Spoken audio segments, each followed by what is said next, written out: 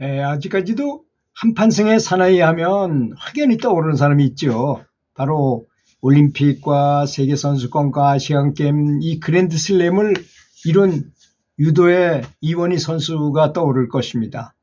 한판승으로도 유명하지만 이원희 선수는 두뇌 활용법에 관심을 가진 사람에게는 오히려 이미지 트레이닝을 아주 잘해서 유명한 선수로 더 많이 알려져 있어요. 실제로 유도라는 아주 격한 운동을 하다 보면 종종 여러 상황에서 부상당하기가 있지 않겠습니까? 그게 부상당하면 운동을 할 수가 없잖아요. 그 운동을 안 하면 운동 안 하는 것만 손해니까. 이때 이제 실제 훈련보다 더 좋은 효험을 발휘하는 것이 바로 상상훈련이고, 인데 그 방법은 그렇게 어렵지 않고 간단한 것이죠. 눈을 감고 실제 훈련이나 경기하는 때처럼 그 장면을 생생하게 떠올리면서 상상하는 것을 말하는 것이 아니겠습니까? 내가 하는 동작, 그 다음에 흘리는 땀방울, 그 다음에 격렬하게 내쉬는 숨소리, 상대방에서 전해지는 진하게 느껴지는 그 긴장감, 또 가쁘게 몰아서는 상대방의 숨소리, 그 다음에 환호하는 관중의 목소리, 이런 상상 훈련을 통해서 상상으로 이렇게 훈련을 하게 되면 실제로 훈련하는 것과 똑같은 효과가 있다는 것, 아주 확실하게 효과를 볼 수 있다는 것은 엄연한 사실이잖아요.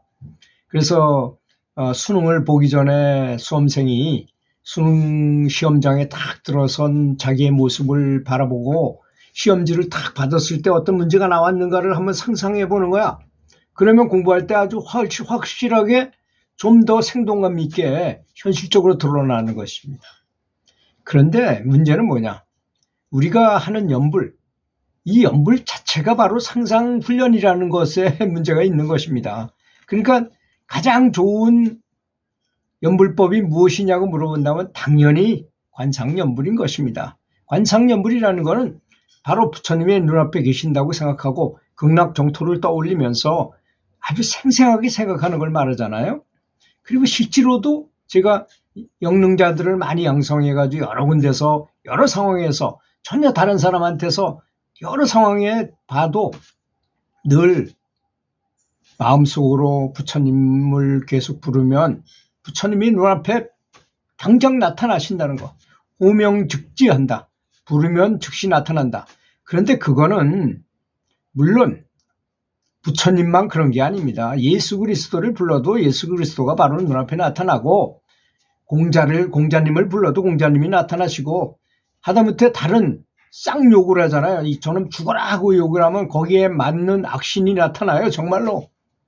이게 아주 놀랍고 무서운 이야기인 것입니다. 그게 굉장히 중요한 것이라는 거죠. 그러니까 제가 늘 말씀드리잖아요. 이 세상에서 가장 좋은 생각은 연불하는 생각이다. 연불할 때의 생각이다 이겁니다. 연불은 이미 아주 완벽하게 깨달으신 부처님이 직접 나타나셔가지고 사실 우리는 우리 자신을 잘 모릅니다. 솔직히. 안 그랬으면 저도 제 자신을 잘 몰라요. 내가 뭐가 필요한지 나에게 가장 좋은 게 무엇인지를 모르잖아요. 우리는.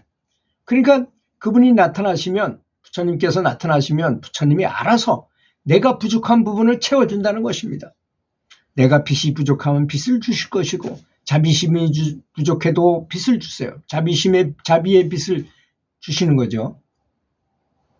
또 지혜가 부족하면 지혜의 빚을 주신다는 것입니다. 여러분 그 많은 것 중에 무엇을 구하겠습니까? 과연 깨달음을 원한다? 그럴 필요도 없어요. 구할 건 딱 두 가지입니다. 우리가 달아야 될 영혼의 날개는 딱 두 가지입니다. 사랑과 자비인 것입니다. 이 두 날개만 있으면 모든 게 다 해결돼요. 지혜만 있으면 안 되는 이유가 뭔지 아시죠? 부처님이나 마왕이나 힘이 비슷하다고 합니다. 어떤 분은 이런 말을 했다니까 또 어떻게 마왕이 그렇게 힘이 세냐 뭐 이런 말을 하는데 실제로 우주에서는 그렇다는 것입니다.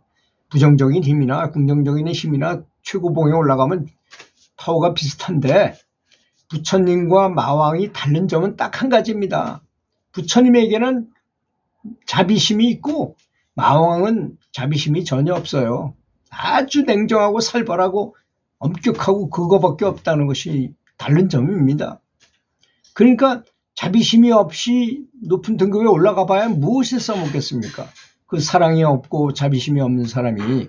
그렇지 않습니까? 우리가 생각해봐도 우리 주변에 있는 힘센 사람이 있는데 우리가 어릴 때 한 힘센 애가 하나 있고 등치도 크고 힘도 센데 얘가 자비심이 없어. 아무나 그냥 조금 잘못하면 두드러 패기나 하고 욕설도 하고 굉장히 힘들게 만들고 돈도 뺏고 그런다면 얼마나 괴로워요.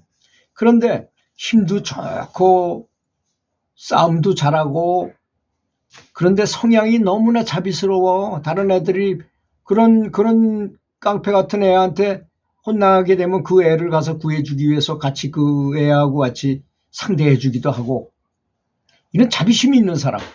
그것이 필요한 거 아니겠습니까? 우리가 수행해야 되는 건 이 두 가지를 구해야 되는 것이기 때문에 제일 많이 구해야 될 것은 사랑과 자비다. 그래서 자비심을 키우려면 어떻게 하면 되나요?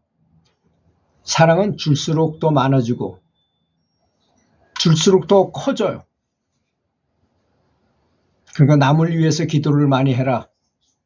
그 다음에 지혜를 구하는 건 지혜는 구하지 않으면 저절로 생기지 않는다는 특성이 있다는 점입니다. 요즘 창의력이 중요하다 하니까 세계적으로 창의력에 대해서 공부하는 교수들이 굉장히 많아요. 아주 석학들이 굉장히 많죠. 그 석학들의 결론이 뭐냐? 자비심은 구하지 않으면 구해지지 않는다는 것입니다. 그래서 아웃라이더의 만시간의 법칙, 10년의 법칙이라는 것이 10년 동안 그 방면에서 계속 공부하고 그걸 연구하다 보면 좋은 아이디어가 생각나는 거고 10,000시간 정도 투입을 했을 때 그 사람이 거기서 더 독창적인 어떤 아이디어나 좋은 아이템을 만들어내더라 이런 얘기입니다. 지혜가 생성되더라 이런 얘기죠. 그러니까 뭐든지 다 거기에 관심을 갖고 지식도 많이 쌓고 관심도 가지고 성의도 보이고 정성을 다하면서 그래야만 나중에 그래서 우리도 연불만일이라는 게 왜 있습니까? 연불을 만일 동안 만일이라는 것은 27년 5개월이나 되는 기나긴 세월입니다. 그게 그냥 우연히 만들었을까요? 그거를? 저는 그렇지 않다고 생각합니다. 그 정도 해야만 어떤 실제로 내 몸을 가지고 그대로 그냥 하늘로 올라가든지 육신 등천을 하든지 그렇지 않으면 몸을 버리고 그냥 영체만 빠져나가서 극락왕생을 하든지 하더라는 것입니다. 27년 5개월 정도 그 부근이겠죠. 짧은 좀 빨리 된 사람도 있고 늦게 된 사람도 있겠지만 그래서 고성의 건봉사에서 했을 때 그분들이 한 30년 가까이 됐을 때 그런 현상이 일어났다는 것입니다. 그래서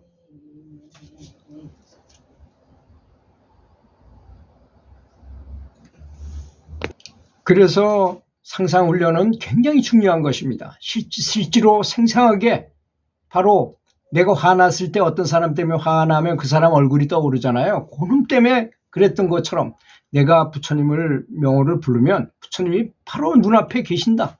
그리고 자비로운 미소를 띠시고 나한테 불광을 비춰주신다고 상상하는 것. 이렇게 좀 상상하게 해라는 것입니다. 두 번째로는 또 우리 두뇌의 구조가 어떻게 생겼는지에 대해서도 좀 과학적으로 좀 알아야 될 거 아닌가 하는 생각이 듭니다. 우리가 뭔가를 집중해서 생각을 하게 되면 뇌하수체라는 곳에서 이 부정적인 생각을 하면 노르아드레날린 같은 시커먼 연기 같은 그런 아주 불편한 그런 호르몬을 분비하게 됩니다. 반대로 아주 긍정적이고 바람직하고 좋은 생각을 하게 되면 좋은 생각 중에는 염불하는 게 최고라 그랬잖아요. 그런 생각을 하면 황금색의 물질인 엔돌핀, 도파민, 세로토닌 그거 위에 엄청나게 더 많은 호르몬이 있어요. 우리가 호르몬에 대해서 10%밖에 인간이 아직 밝혀내지 못했습니다. 그러니까 거듭난다거나 여러 가지 신통이 일어나는 거예요. 그 위에 호르몬들이 분비되기 때문에 그런 것입니다. 아주 단도직입적으로 얘기하자면 정말로 내가 부처님께 감사하면서 사랑의 마음을 가지고 너무나 감동의 눈물을 흘리면서 연부를 하고 생생하게 볼 수 있다면, 생생하게 떠올리면서 한다면 거기에서 행복 호르몬이 분비돼서 그것이 조화를 배합되고 조화를 이뤄서 전혀 다른 호르몬, 그전에 뭐 다이돌핀이라는 호르몬이 뭐 분비됐다고 이렇게 말하고 하잖아요. 근데 왜 쏙 들어갔나요? 그런 경지를 체험해 보지 못하기 때문에 더 말을 못하는 것일 뿐입니다. 실제로 그거 말고도 더 많은 호르몬이 많이 있다고 저는 느껴져요. 간단하잖아요. 관상연부를 해서 행복 호르몬을 많이 생성하고 감동의 눈물을 많이 흘리게 된다면 그런 경지는 저절로 따라오게 된다는, 최적화 상태가 되니까 우리 사람은 그렇게 만들어져 있는 존재라는 것입니다. 그래서 어디든지 뇌하수체와 송가체를 굉장히 중요시 여긴 것입니다. 불연불이라고 그렇지 않겠습니까? 당연히 똑같은 것입니다. 단지 그런 데 대해서 경전에 써놓지 않았어요. 너무나 중요한 사실이기 때문에. 그런 것뿐이 없습니다. 그래서 관상연불이 가장 중요하고 이미지를 떠올리면서 하는 연불이 가장 중요하다고 말씀드리고자 하는 것입니다. 들어주셔서 감사합니다.